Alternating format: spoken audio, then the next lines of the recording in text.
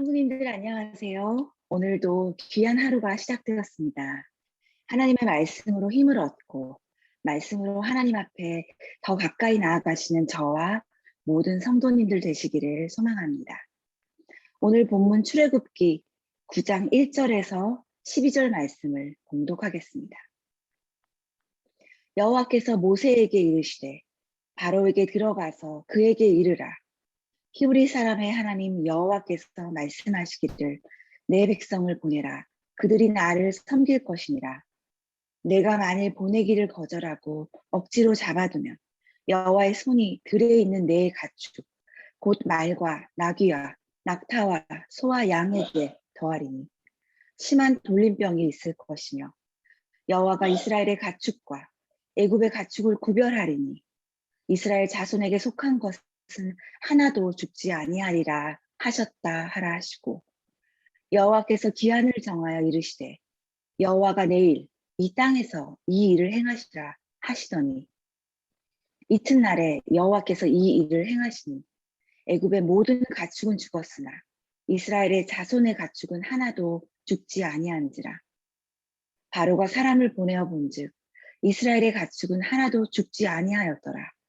그러나 바로의 마음이 완강하여 백성을 보내지 아니하리라.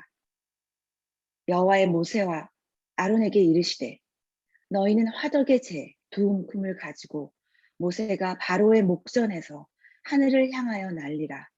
그 재가 애굽 온 땅의 티끌이 되어 애굽 온 땅의 사람과 짐승에게 붙어서 악성 종기가 생기리라. 그들이 화덕의 재를 가지고 바로 앞에 서서 모세가 하늘을 향하여 날리니 사람과 짐승에게 붙어 악성 종기가 생기고 요술사들도 악성 종기로 말미암아 모세 앞에 서지 못하니 악성 종기가 요술사들로부터 애굽 모든 사람에게 생겼습니다. 그러나 여호와께서 바로의 마음을 완악하게 하셨으므로 그들의 말을 듣지 아니하였으니 여호와께서 모세에게 말씀하심과 같더라. 아멘. 이것은 하나님의 말씀입니다. 하나님은 하나님의 백성들로 하여금 하나님을 온전히 섬기는 백성들 되게 하시려고 바로 앞에 다시 모세를 보내고 있습니다. 계속되는 여러 재앙에도 불구하고 그 마음속에 여호와 하나님을 믿지 않는 바로 왕은 순간순간 굴복하는 듯한 의사를 내비쳤지만 그 강팍함으로 인하여 결국 하나님의 명령에 순종의 뜻을 번복하고 있습니다. 내 백성을 보내라.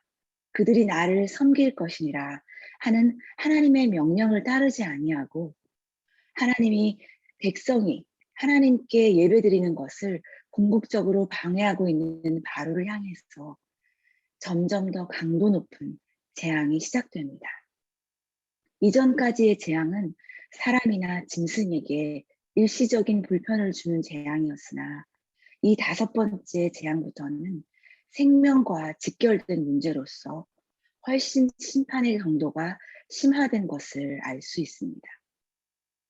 2절과 3절의 여호와께서는 내 백성 보내기를 거절하고 억지로 잡아두면 여호와의 손이 들에 있는 내 가축 곧 말과 나귀와 낙타와 소와 양에게 더하리니 심한 돌림병이 있을 것이라고 말씀하십니다. 나귀, 낙타, 소, 양, 말과 같은 이 생축들은 그들이 보유하고 있는 가축의 의미를 넘어서 그 사람의 재력, 재산의 의미를 가집니다.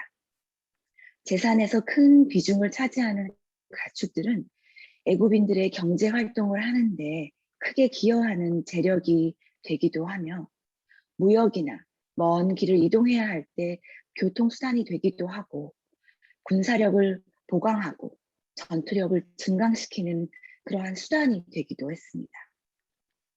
이런 삶의 중요한 부분이 되는 가축들을 애굽 사람들은 각종 형태로 형상화하였으며 애굽인들의 숭배의 대상으로 섬기고 또 애굽 우상 종교의 희생 제물로도 쓰여지게 되었습니다. 그러므로 이 다섯 번째 심판은 애굽의 각종 동물 형상을 우상 삼은 것에 대한 하나님의 직접적인 심판이 되는 것입니다. 이러한 그들의 우상 섬김이 얼마나 허무한 것인지, 얼마나 헛된 것인지를 하나님께서는 이 재앙을 통해 보여주시고, 더불어 하나님이 지으신 모든 피조물의 생명에 대한 절대적인 통치권이 하나님께 있음을 보여주십니다. 하나님께서는 생명과 직결되는 이 재앙을 내리심으로 모든 것은 하나님의 주권 아래 있으며, 창조주 하나님 앞에서 우리는 단지 피조물이라 하는 사실을 다시 한번 깨닫게 하십니다. 반면 4절에는 이스라엘 백성들에게 은혜를 베풀어 주십니다. 이스라엘에 속한 가축들은 구별하여서 하나도 죽지 아니하리라 하시며, 그 말씀대로 이스라엘 백성들의 가축들을 모두 보호하여 주신 것을 알 수 있는데, 이는 바로왕 앞에서 분명하게 이스라엘은 하나님께서 구별하신 백성이라는 것을, 이스라엘 자손은 하나님의 소유된 백성이라는 것을 다시 한번 증거하고 계신 것입니다. 노예로 가장 낮은 계급의 시민으로 살아가는 이스라엘 백성들과 그들의 가축들을 구분하시고 보존하신 것은 당신의 백성들에게 하나님의 사랑이 얼마나 구체적인가 하는 것을 보여주시는 한 단면이라고 볼 수 있습니다. 하나님은 이같이 심한 돌림병이 있을 것을 경고하시고 계시면서도 강팍한 마음을 가진 바로일지라도 하나님의 심판 앞에서 기회가 주어짐을 보게 됩니다. 하나님께서 즉시 심판을 시행하실 수도 있지만 내일 이 일을 행하리라 하시며, 그 기한을 정하시고 바로에게 심판을 피할 시간을 주십니다. 아무리 심판 앞에 서 있는 바로라 할지라도 하나님께서는 마음을 돌이킬 기회를 주시는 것을 볼 수 있습니다. 우리 하나님은 엄청난 진노 속에서도 하나님의 말씀을 경외하는 자들에게는 긍휼함을 베풀어 주시는 하나님이심을 알 수 있는 것입니다. 바로는 이튿날 사람을 보내어 이 재앙을 확인해 본 결과 애굽의 가축들은 죽었으나 이스라엘 자손의 가축은 하나도 죽지 아니한 것을 알게 됩니다.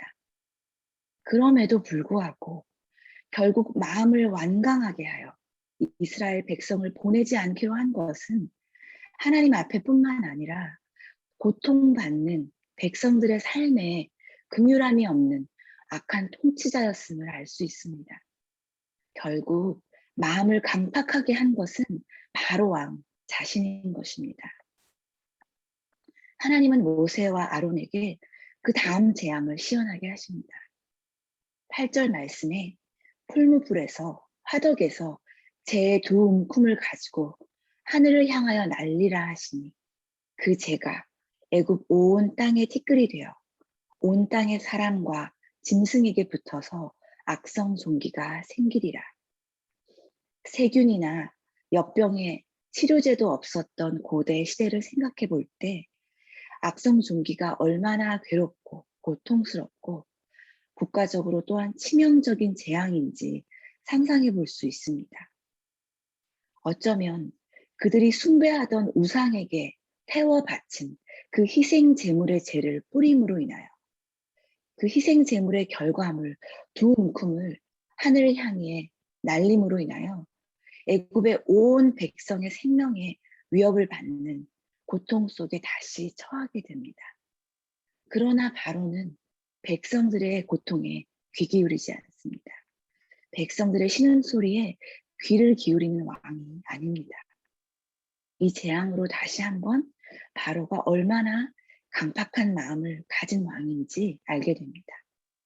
그리고 우상 숭배가 얼마나 허무하고 헛된 것인지를 거듭 선포하시는 하나님의 경고의 말씀을 바로는 경청해야 할 것입니다.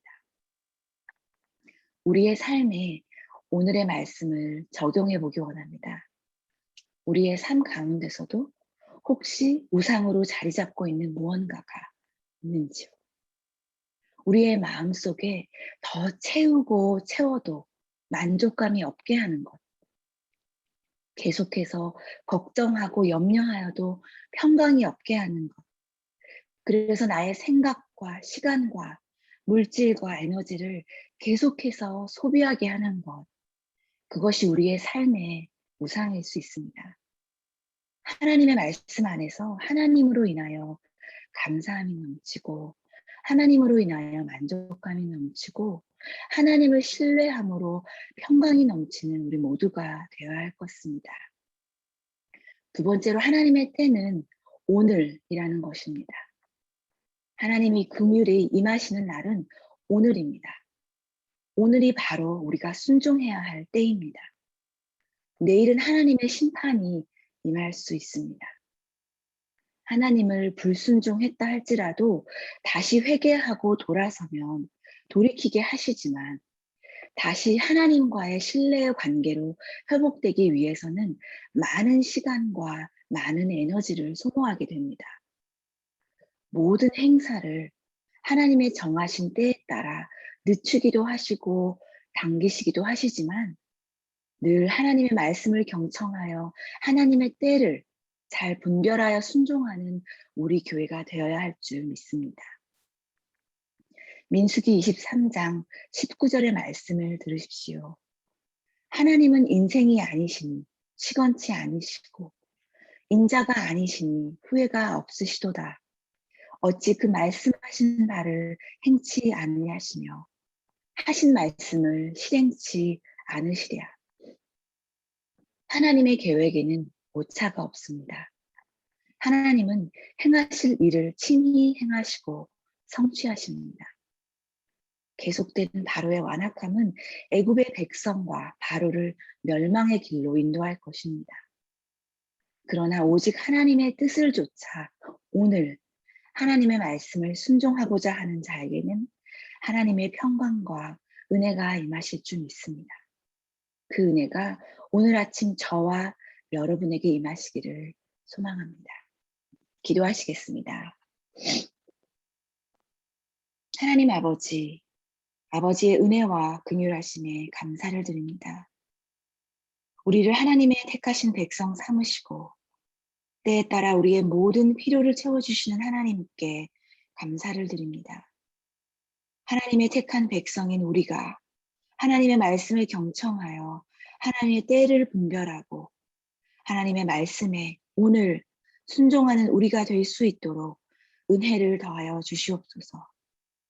감사를 드리며 예수님의 이름으로 기도합니다. 아멘.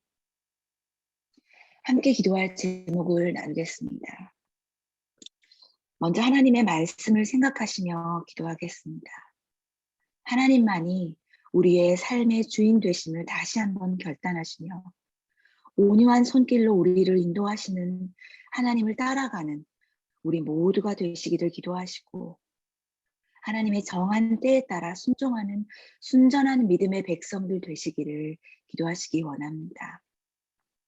두 번째로 우리 교회가 하나님을 기쁘시게 하는 교회가 되게 기도하여 주시기 바랍니다. 모든 성도님들과 곳곳에서 섬기시는 리더십의 헌신이 헛되지 않을 줄을 믿습니다.